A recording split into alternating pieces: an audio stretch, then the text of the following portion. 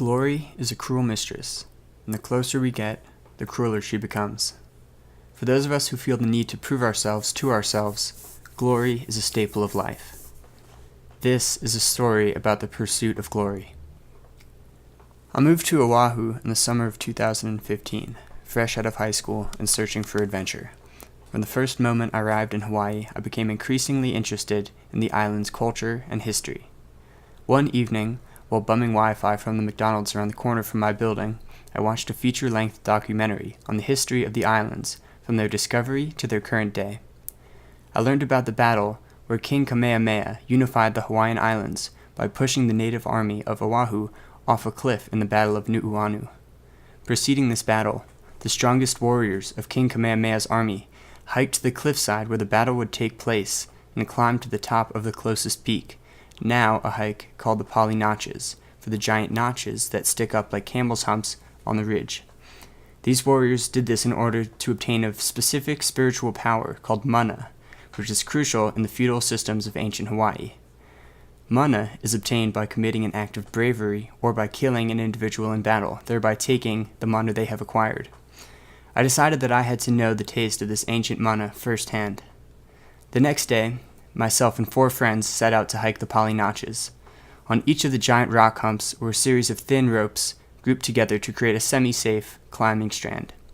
At first we used the ropes to climb to the tops of the notches, but after a while we transitioned into climbing without the ropes. We arrived at the steepest section, one giant hump jutting out of the ground around 3 stories high. We used the ropes to climb over the first side of the giant hump, but by the time we got to the other side, we noticed a huge storm system rolling in. We decided that we would turn around and climb back over the largest hump. My friend Manuel and I decided that we would climb this section without the ropes. It was far steeper than the side we had just climbed, and it took Manuel a good deal of time to make his way over. By the time I began climbing, the sun was completely out of view. The wind was whipping across me, whipping my hair into my face. I began climbing, and I made it about 2/3 of the way up when the weather finally hit. The wind picked up a little more, and it started pouring rain. I decided to stop. The holds I had on the rock were nothing to bet on. With the rock now soaking wet, I could feel the grip on my hands beginning to slip. I looked down, and without a hint of emotion, assessed that if I was to fall, which seemed more and more likely with each second, I would surely die.